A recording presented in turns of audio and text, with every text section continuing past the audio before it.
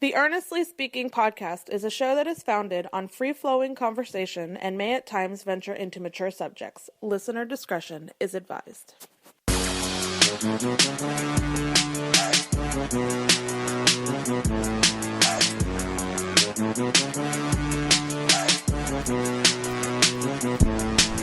Earnestly podcast coming to you on June 11th, 2021. I can't believe we're almost halfway through this year.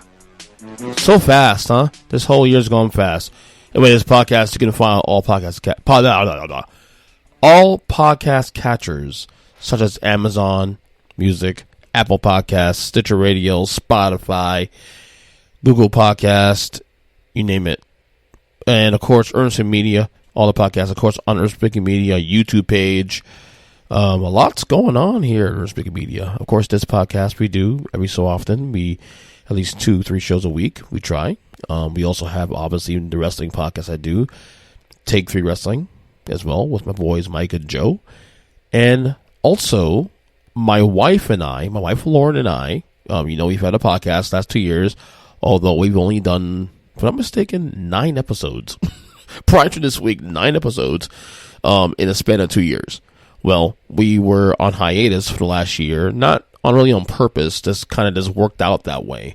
But finally, we dusted off the pod again this past week for the first time in a year, like I said, a little over a year. And we've actually recorded 2 shows in the can that we already put out. Now, a couple of things. If you still are subscribed to that podcast, the show was actually initially called That's So Christian. Well, we decided if you're going to dust the show off and we're going to come in clean, come in hot, and bring kind of refreshing things a little bit, we decided to rename the pod. So the new podcast name is called Mixed Bag. Mixed Bag. Basically, it's going to be pretty much, for the most part, a topic-centric podcast. That's kind of the direction we're going in, although I'm sure we'll probably mix it up, no pun intended, of course, as time goes on. But we've done 2 episodes already.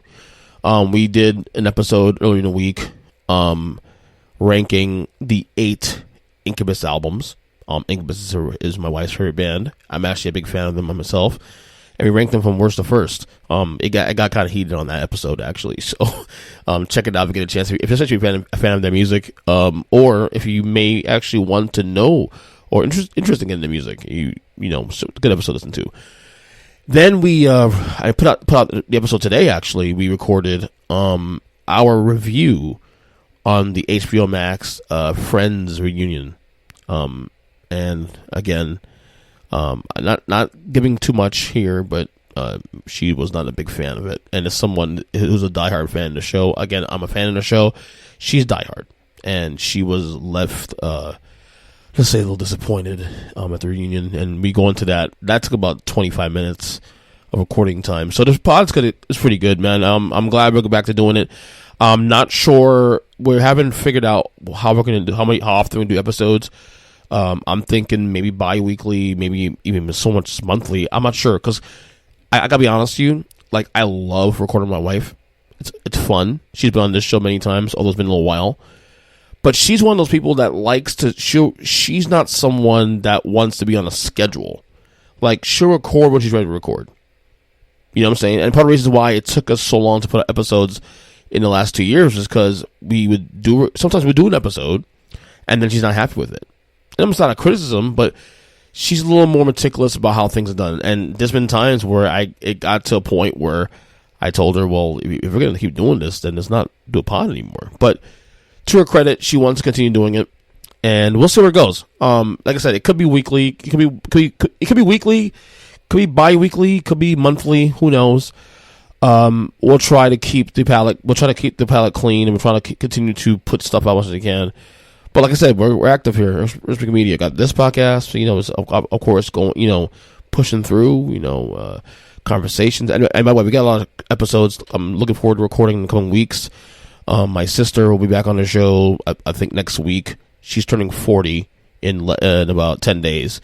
And we're going to have a little discussion there. And I got a couple of old friends of mine of 20 years coming on the pod in the next 2 weeks too as well. So we got a lot going on, man. And of course, we're going through the NBA playoffs and all that. So lots of things going on Earnestly Media. Lots of things going on here, also here at home with the Christian family. I am a proud father today. Proud father, proud parent.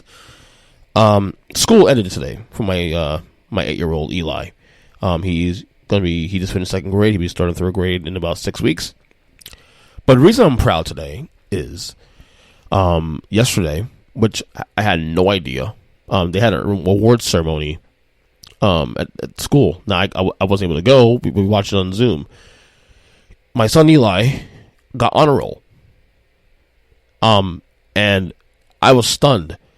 And not because he's not smart enough. Let's be clear. The kid is a bright, intelligent, strong-minded individual. But as you know through this podcast, this podcast over the course of last year especially, we've had a pretty challenging year with him in terms of school. Obviously, the school year started with him starting with virtual, which initially started off okay. Initially for at least the first quarter of the year. And then second quarter of the year, we stayed virtual, and his grades just dramatically dropped for a number of reasons. And we were trying to balance out what was best for him. Was it best for him to go to school? Because obviously he needs to be there in person. Plus he's an extrovert. He likes to be around people. Or was safety the priority? Now, at the time, safety was number one priority. We were still at the height of the COVID season. Obviously, the school the school had actually provided this for us to do. With the doing virtual and that. But his grades started to suffer. Yet we tried to stick with it as long as we could. And then, of course, this past January, we all got COVID. Myself, my wife, and the two kids. So our thinking was at the time was, well, we did all we can to keep our kids safe, to keep ourselves safe. So we don't go out anywhere outside of work, and even at work we're masking up and doing the things necessary, social distancing, the whole nine, and we still got COVID. So the idea was, well, gee, we got COVID already, even us being extra, careful. And then my son's grades are starting to suffer in the process. So then we decided, you know what, screw it, we go to school. And at first he was a little worried because on one hand he was excited because being at school means being around his friends and being able to have, just being there. And because he's someone that likes to be, he's an extrovert. He's very personable. He likes to be around people. He's very well liked by, teachers and the principals there at the school. I see them all the time. They love him. So we decided to send him back to school. And we noticed his grades improving immediately from the word go. Once he got to school, he was back to the kid we knew, and the kid that was, a little more focused and being able to be in person did that, and it culminated with him getting the honor roll. And I mean, I was proud. I was shocked he got it, not only because we really didn't think. I mean, we knew he was doing well, but we didn't think he was doing that well. I had a tear in my eye. To my wife, she was at work at the time. I told her, she was crying too, because for everything we've gone through with him, he's persevered. My dad said something to me a couple weeks ago, and he said, he's special. Eli's special, and I mean he meant that in a good way, not just like, oh, he's special in ways that we have to be careful. He said that he's special because there's something about his personality that stands out. He's not saying that he stands out of all his grandkids, but he said that he stands out in a way where there's something about this kid that's he's gonna do something big, something positive in this world. And I had the same feeling too. He's very strong-minded. He's sometimes to the point where you have to pull him back in because remember he's only 8 years old, and sometimes he thinks he knows it all. When come on now. Dad's here, mom's here, come on now. But he's definitely a special kid, man. He's definitely, and, as he gets older especially, I really love hanging out with him, and we love talking to him, and being able to teach him things too, especially. He's interested in things like how I grew up, and things I'm into, like wrestling, and music, and all that, and be able to teach him these things, and, we have a lot of the same interests now. So it's fun. But I'm so proud of him. I'm so proud of his accomplishments and everything he's doing. He's going to third grade, and and like I said, a challenging year that could have gone off the cliff, but he adjusted, and now we're here. So it's really great to see that he accomplished that. Anyway, so we are still in the middle of the NBA playoffs. And it's fascinating because this is, outside of Brooklyn Nets, of course, with Kevin Durant, and, even with James Harden being hurt, this opens the door, the door of things here. But one of the takeaways I've actually gotten the last couple days, especially this past weekend, not this weekend that's coming up, but the weekend last weekend, is that I've started to realize with LeBron not making the second round of playoffs, and he's getting older. Now, he's not old. He's just getting older. With key players, top-tier players not being able to be healthy, for 70-plus games for the last couple of years, which is a pretty decent sample. And they got this new crop of players the last couple of years, like Luka Doncic and, people of that ilk. That for the first time in, I would say, maybe 30 years, close to 30 years, for the first time, in my opinion, this is the first time, in my opinion, that we do not have a clear-cut best player in the league. I think you can really make a case for about 7, 8 guys, and it wouldn't sound silly. I had David Ramil on the podcast 2 days ago. I mean, we kind of touched on this a little bit, and he actually agreed with me that this it doesn't feel like this is a clear-cut player. You can name 7, 8 guys right now, and not, whether or not I agree or disagree with that, but you can make the case. Like even if you say LeBron James, for example, it's not silly. LeBron might still be the best player in the league. My argument is that it's not clear cut, and we had a big discussion on that on social media, and it definitely drew a lot of opinions, especially on Facebook. What drove the opinion for me too is that you have LeBron, who's been in my opinion the best player in the league for the last 12, 13 years. Okay. He can make a case, obviously, but it's not clear-cut anymore. Steph Curry has a case to be made, especially this year. Granted, they didn't make the playoffs, but, what he did this year, leading league in scoring and whatnot, he make a case. Kawhi Leonard have a case, but he can't stay healthy. Kevin Durant has a great case, especially this playoff run he's gone through right now. The only issue I have with that with Kevin Durant is the fact that he hasn't been able to stay healthy the last couple of years. And to me, the number one ability for anything is availability. If you can't be there to do the job, then that's the first demerit, really, right? I think Luka Doncic is the next guy up, probably, and the guy stays healthy. He has a Dallas team I think is not that good. That's disjointed, really, honestly. Let me say not good. This is disjointed. The roster needs some tweaking. I think Kristaps Porzingis is not a good fit as a wingman. Obviously, we thought it would have worked out. Clearly, it's not the case. There's definitely some fit issues there. Joel Embiid has a case to be made, but Joel Embiid can't stay healthy either. He probably should have been MVP this year had he stayed healthy. Nikola Jokic has a case. I just don't think he'll be able to sustain that for more than this year. It's a lot of guys you can really consider. Giannis, another guy, won back-to-back MVPs, has a case to be made. But it's, again, not clear. The point is it's not clear-cut. And that's a good thing. Competition is good. Competitiveness is good.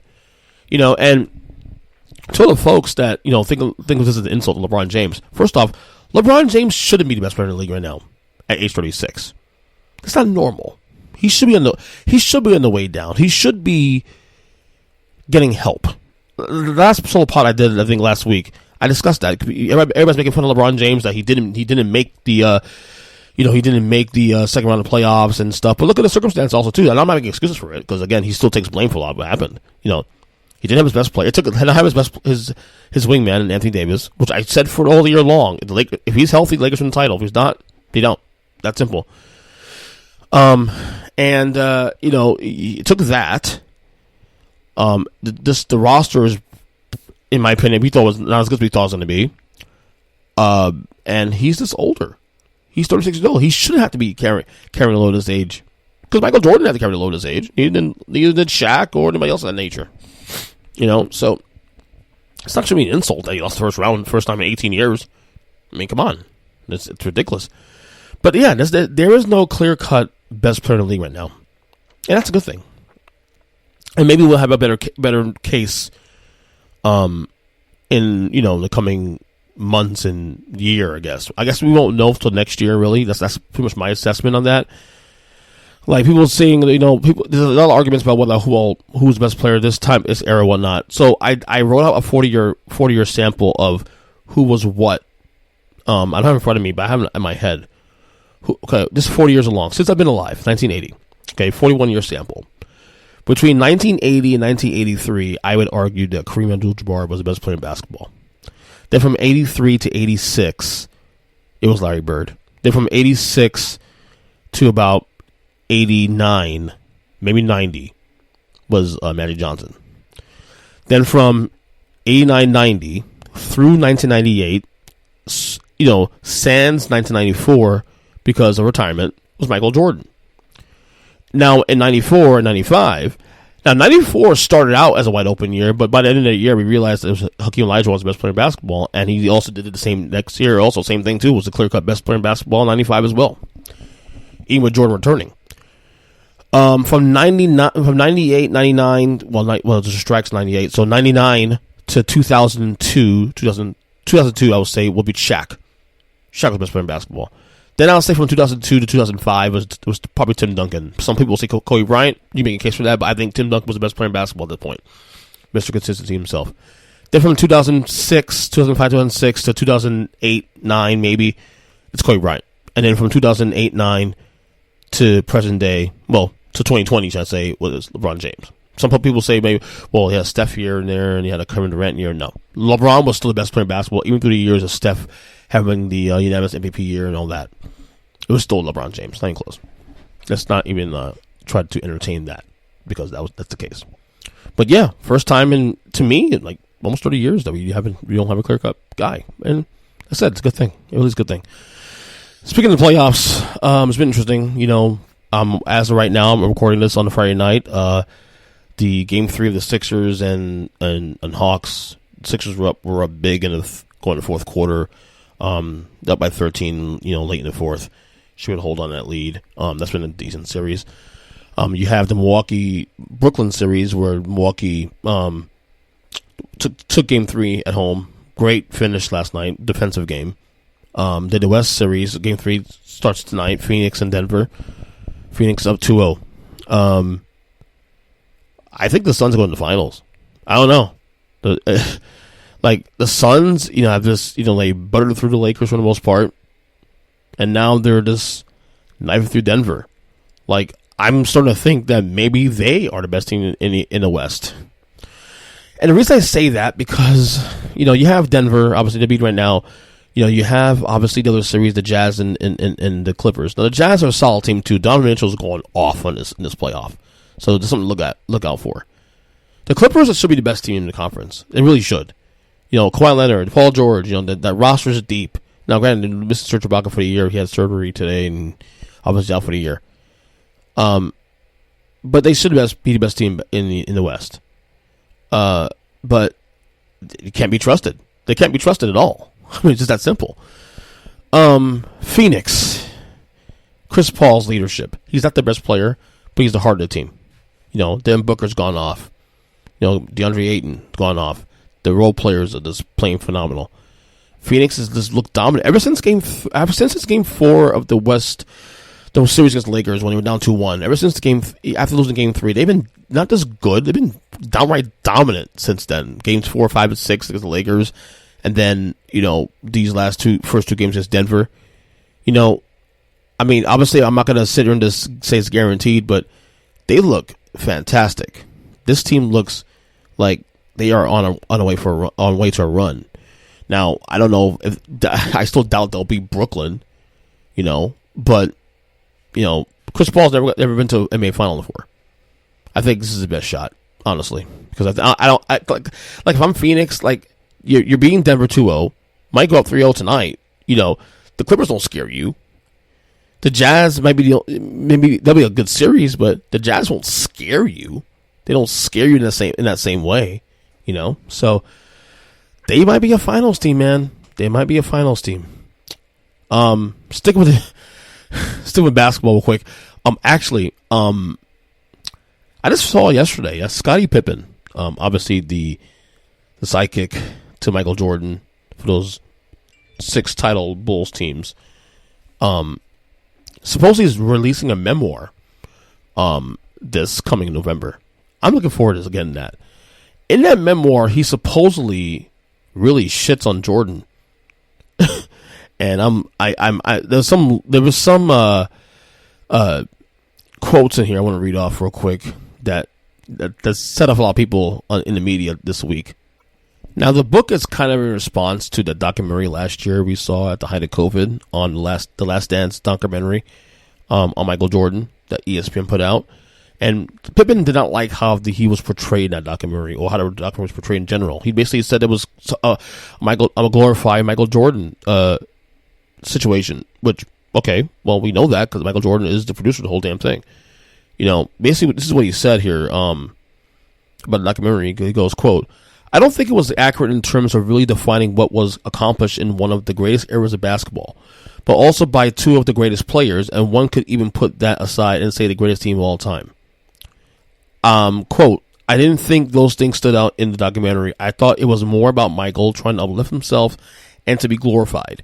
I think it also backfired to some degree in that people got a chance to see what kind of personality Michael had." Pippen also said that he confronted Jordan with his feelings about the documentary, saying, quote, "I told him I wasn't pleased with it. He accepted it. He said, you're right. That was pretty much it." The book is called Unguarded. It's coming out November 16th. Sorry. Okay, like, we've known for years that Pippen and Jordan really, since the breakup in '98, that they have not been on the same page. They haven't gotten along and all that. We know there's a lot of issues, the personal issues there. Now, look, Pippen. I am not a Jordan guy, so I'm not going to sit here and it pains me to sit here and defend him because, while he's the greatest player of all time, and I think Scottie Pippen does become undervalued in a lot of ways. But could we be clear about something here real quick? Let's be realistic here. There was no 1A, 1B with Jordan and Pippen, okay? This wasn't a Kobe Shaq thing, okay? It wasn't even LeBron and Wade, okay? Michael Jordan was the chief officer of that Bulls team. Scottie Pippen was number 2. There was a clear number 1, a clear number 2, okay? Michael Jordan rose Pippen to his level at one point. Remember the headache game? Remember the migraine game back in '90? Game 7? There were games also in the playoffs where Pippen did not show up, and Jordan had to carry that team. I'm not devaluing Scottie Pippen. I think he's a top 50 player of all time. I think he's arguably the greatest wing defender in the history of basketball. I think even though Jordan and Pippen aren't 1A, 1B, I do think that combo might still be the greatest 1-2 punch in basketball history because of the fit. Because you not only offensively, but defensively, the greatest two-man combo in history, league history. But let's call it spade for spade. Let's call it for what it is. Michael Jordan, while being the complete dickhead he was, yes, we know he was a dickhead. We know he was a complete douchebag. We know he was definitely a personality that his way, my way, that kind of thing. But make no mistake about it, it was his team. Michael Jordan was the guy. There was no mistaking that. Okay, nothing against Pippen, but Jordan's the man. End discussion. And you consider me bitter about it all you want, but I watched the games. I watched you guys play in your prime. Okay? Michael Jordan was the man. Whether you like it or not. You can like how he wasn't portrayed in the documentary, and I get that. You're right. You have a right to your opinion. But the fact is, Michael Jordan was the clear-cut number 1. You were number 2. And again, that's not a bad thing. Everybody has a role. Okay? Pippen leaves Chicago 98. What does he do at Portland? Granted, they make the conference finals. Game 7 with the Lakers. Have a chance to go to the finals. Does he show up? Does he lift the team to the finals against Kobe and Shaq? No, he doesn't. Goes to Houston. What does he do there? Nothing really. Pippen had the 1 year in '94 when Jordan retired. Was second MVP to Hakeem Olajuwon. Yes, only won 2 less games than the Bulls team with Jordan before that. But what did that Bulls team do in the playoffs? Yes, took the Knicks 7 games, but ultimately didn't beat the Knicks. You were not Jordan. You were not as good as Jordan. That's the bottom line. You were a great fit, and you were probably still arguably the greatest 1-2 combo of players, two-man combo in history in basketball. But there's a time and place, and there's the role you know, if you will. Michael Jordan, number 1. Captain. Pilot. Period. End of discussion. Now, I want to get this book. This for the ridiculousness of it all. This for the, tomfoolery and shenanigans. I do. I really want to get the book. I really do want to get the book. But, and again, Pippen has a right to his opinion. He does. But at the end of the day, my eyes don't lie. Michael Jordan was the greatest player on that team. Michael Jordan was the main cog of that team. Without Jordan, that team doesn't do anything. As much help as Pippen gave Jordan, and granted, yes, Jordan did not win without Pippen. We know this. But neither did Pippen either without Jordan. And this is that. Jordan was 1A. Okay? Pippen was 2A. End discussion. Anyway. I've been fascinated recently with excuse me. I've been fascinated recently with Kwame Brown. Kwame Brown has been in the news the last couple of weeks because of so Steven Jackson, Matt Barnes have a podcast called Up in the Smoke. Up in the Smoke, whatever it is. All the Smoke? Yeah, All the Smoke, sorry. All the Smoke.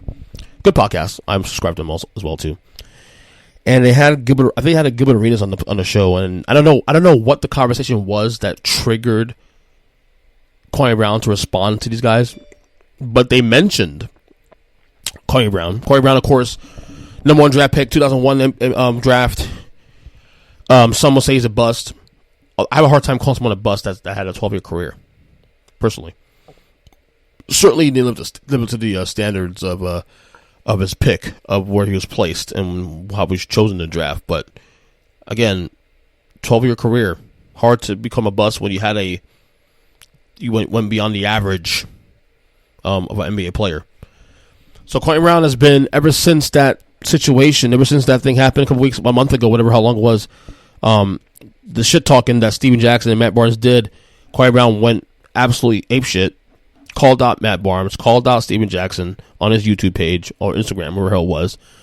And ever since then, he's had his YouTube page now, and he's doing, 2 or 3 rants a day, seems like. Some of it's ridiculous, some of it is actually good. But I'm really fascinated by him because he has these rants. He does it in his car and whatever. He's pretty unfiltered, pretty uncensored.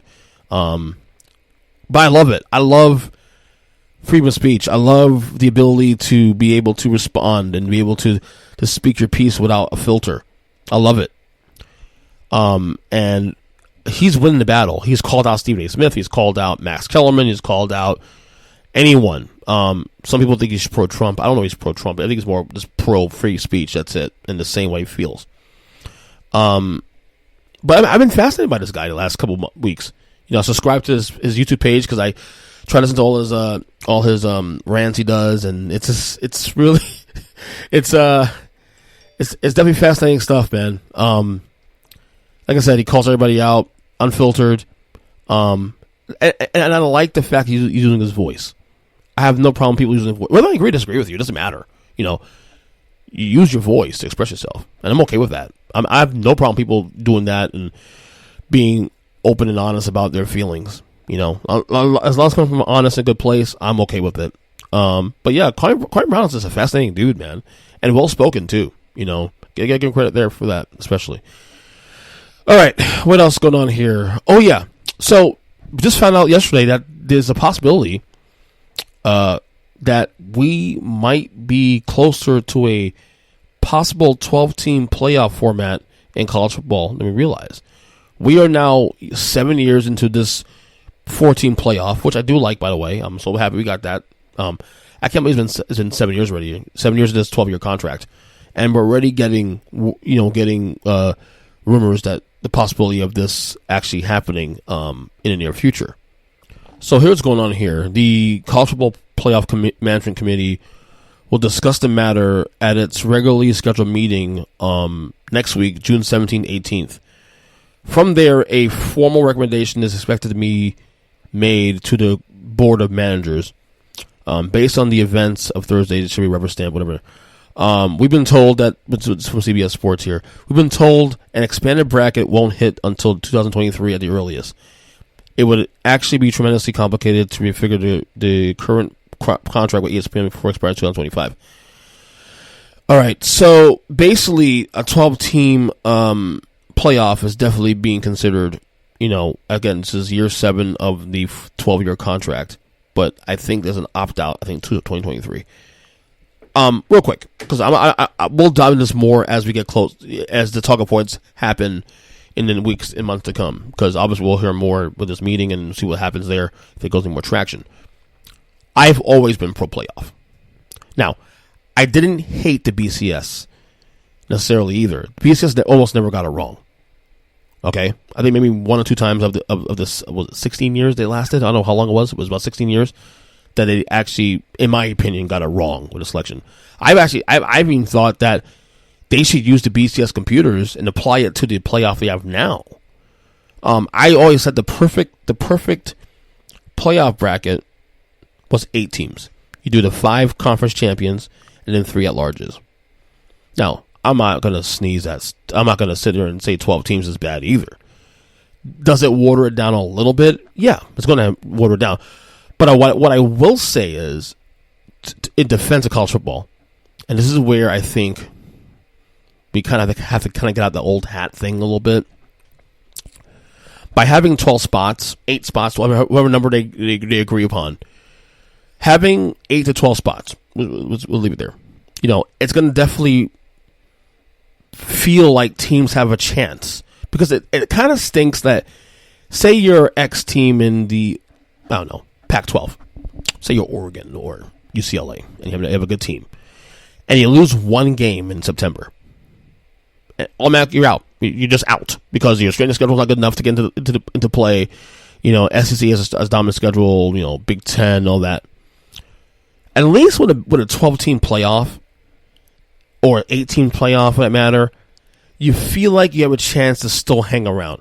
Now, I'm not saying you have to let every Tom, Dick, and Harry with 3 or 4 losses in, but I feel like you want to have more competition, because more than not in college football, as much as we love the big games, the 1s versus 3s and all that, ranked teams playing against each other, there are still more games that don't matter than do matter in college football. There'll be week 4s or week 7s of the world where there's just no really games to look forward to, because even teams that are decent are already out of the playoff hunt because they've already lost 1 or 2 games. So at least having an even more expanded playoff palette moving forward does present the opportunity for more competition, a little more parity. Which right, parity's not a bad thing, for the record. Parity could be a good thing at times, just for the record. But I think it'll create more competition going forward. So I'm for. Obviously, I was for the 14 playoff. I'm for even more expansion.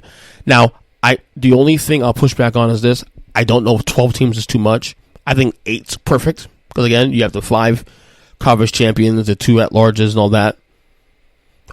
You have to sell me on 12 teams. Maybe it works, maybe it doesn't work. I don't know. But I like the fact that they're still going in the direction of expanding. And for the record, I have no problem with the 14 playoff. I like the 14 playoff. I think it's been really good. It's created some controversy at times, too. But, yeah, 8 teams. 8 teams to me, it seems perfect. Not against 12, like I said, but 8 teams feels perfect, though. I do think, regardless of what happens, whatever it is, Scion, we're gonna get more than 4 teams in the playoff. Because the fact that we're even discussing it now, the fact that it's a big talking point now, means that we're on the way to something. And of course, more money for college football, NCAA, which sucks, unpaid labor, but All right, let's talk here. Some wrestling talk here, real quick. Let's let's talk some Bad Bunny. Bad Bunny, rapper, whatever, I guess. He's a rapper, is he? I don't know. Anyway, Bad Bunny was active most of this year from Royal Rumble on. He was in the feud with The Miz and John Morrison and all that. Teamed up with Damian Priest, all that. When he debuted at Royal Rumble, I was kind of, and granted, he wasn't even like wrestling at the time. They did a spot, I think, at Rumble on Raw the next night, and I was completely against it. You know, stupid, another celebrity from the outsider just coming here and just for eyeballs for WWE. I get it. It's done for years, and you know, whether it's a big thing here. It always happens, so why bother? But this would be have to like it. So I was initially was against it. But as I watched the feud pick up through, you know, from Royal Rumble through Elimination Chamber through Backlash, and then ultimately to WrestleMania this year, I really had a newfound respect for Bad Bunny, especially at his match against The Miz. He was fantastic at Mania. Then this article comes out. He was also not the article. He was actually on what's LeBron's show, The Shop on HBO Max. And he basically praised WWE. Here's the piece here, a little bit of the piece here. I think it's from GQ, whatever. All right, during the season 4 premiere of LeBron James and Mary Carter's show, The Shop, Bad Bunny talked about his time spent in the WWE ring. He called it, quote, the best moment of my life. The superstar spoke about the process, saying, I moved to Orlando for 3 months to train every single day. I didn't record any songs. I didn't do anything about music. He would go on to tell the group that there was nothing fake about wrestling. It's real. It's 100% real. It's insane. Basically, you know, he's talking about bumps, being taught to take bumps, and he said, how can these people do this for 20, 30 years? Guys like Undertaker, Triple H, and so many others that did not go unnoticed by the wrestling greats. Undertaker was even quoted as saying that, quote, you did us all proud. Really glad I came around on Bad Bunny thing, because, you know, I know wrestling gets a bad rap because it's scripted and all that, but this shit's real, dude. A lot of the bumps they take are real bumps. And Bad Bunny, you know, not only just there to obviously promotional purposes, but he literally took it seriously. As he said, didn't do any music for a couple months, and he just literally was training at the Performance Center, the PC, for a few months, put on a fantastic match against The Miz. I much respect for Bad Bunny, honestly, and really taking that torch. And when you have someone like him actually give, you know, the nod to WWE, saying, and the nod, not that's a WWE, but the pro wrestling as a whole, it makes folks respect the business. And that's the thing about Bad Bunny. He respects the business, and you like to see that. So, mad respect to Bad Bunny for what, you know, for those few months, and mad respect for Bad Bunny for telling others, hey, listen, this is not bullshit. This is real. These bumps are real. You know, show these guys some respect. So, all right, finally, before I go, a review. As you know, I've been watching these WWE on A&E biographies they've been doing. I've watched pretty much every single one but 2. I think I haven't seen Mick Foley yet, and I haven't seen Roddy Piper. However, I don't think any biography that I've seen or will see will top the one I saw last week, or early in the week, should matter. Bret the Hitman Hart debuted last week on his biography. By far the best biography that I've watched of the 8. The only negative on the biography I will say is that I wish they spent a little more time on his years with Jim Neidhart in the Hart Foundation, which formed in 84 to 85, lasted through 91. They are arguably one of the greatest tag teams of all time. You know, I don't think people really consider them as a top Mount Rushmore tag team. You know, I've just got to, you know, you think about all-time tag teams, you know, you think about what the Road Warriors and the Dudley Boys and I don't know, Midnight Express, teams that ilk. Like I would say Hart Foundation probably gets love in the second tier more than the first tier. But I wish I spent more time on the, you know, those years a little bit. But all in all, fantastic episode. Also, I skipped the WrestleMania 9 controversy too with where the night he lost the belt to Yokozuna, and then Hogan got the belt 30 seconds later and all that. And obviously Hogan and Bret, well, mostly Bret towards Hogan has a lot of bitterness towards Hogan for that, among other things. But Bret Hart, one of the things I've really come to love about him as I get older and look at wrestling in different eyes, in different way, you know, he's probably the most honest to a fault superstar in the history of the business. You know, Hulk Hogan likes to embellish a lot of things. A lot of shit he says doesn't make any sense, and it's probably lying about half the time. You don't ever get the feeling Bret Hart's lying about something. Even in shoot interviews, you go on YouTube and it's a bunch of shoot interviews. You don't, even if he's saying the thing you don't want to hear, even if he's saying the thing that, wow, you're old, man, and you're bitter and resentful, you still don't get the feeling that he's actually lying about it. Like, he's saying the thing that's actually real, but at the same time, it's like, why are you being a dick? You know, why are you being a dick for? Yeah, I believe you and all that, but you're being a dick. You know, Bret Hart, for better or worse, is one of the most honest guys in the business ever. Okay? Bret Hart also, you know, this footage of him, you know, as champion, you know, hanging out in the hood. You know, a lot of credibility there, man. That's the thing with Bret Hart, I think, that comes down to me. The word credibility comes to mind. Like, you might say, and this is true, he took it serious. Maybe some may say a little too serious for a sport or sports entertainment that's scripted. But he took it seriously because he was a professional about it. He took being a champion, you know, while scripted, of course, because it's wrestling, seriously. You know, he took being a hero to kids seriously. How could he not respect that at a granular level? That's the thing. You know, obviously the Montreal Screwjob and, you know, how things ended with Vince in 97. You know, and then him and Shawn having their issues, and then, you know, obviously he had to retire in 2000 because of Goldberg, you know, concussing him with that kick in the head. And then Bret Hart saying for, you know, not in this documentary also too, but other documentaries in the past too, that he held a lot of resentment. You know, the bag of rocks talks about holding the bag of rocks. Resentment towards Vince, towards Shawn, towards Goldberg, towards the business, towards people. And then had to let go of the bag of rocks and whatnot. And then ultimately finding love again and peace. Got remarried to a woman that's, 25 years his junior? Which, whatever. I mean, it's probably odd, obviously, but it doesn't look as odd when you look at those two, honestly. But, you know, this is the most... I enjoyed this one the most. I know Bret had health issues about a couple years ago. He's gone through that. There was cancer, I believe it was. But he's gone through that, from what we know. But, you know... Check it out. A&E biographies are fantastic. So far, the best ones I've watched is that one, the Bret Hart one, obviously, and then Booker T. When I need a review, maybe next podcast I'll review the Booker T. one because it's that was fantastic, and a lot of things I did not know about Booker T. until that episode. So anyway, I think that's it. We got 43 minutes of podcast time in this thing. That's really good. Anyway, I am on Twitter, EJ Christian7, Earnestly Podcast. On all podcast catchers, of course, check out all the work. My wrestling podcast, Take 3 Wrestling Podcast. Of course, my podcast with my wife Lauren, Mixed Bag. That's all, of course, same thing over any podcast catcher. And YouTube page, of course, Earthmaker Media.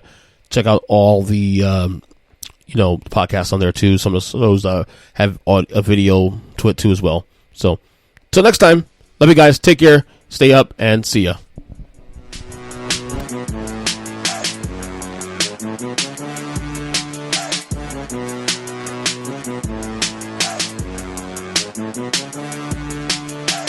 Thank you.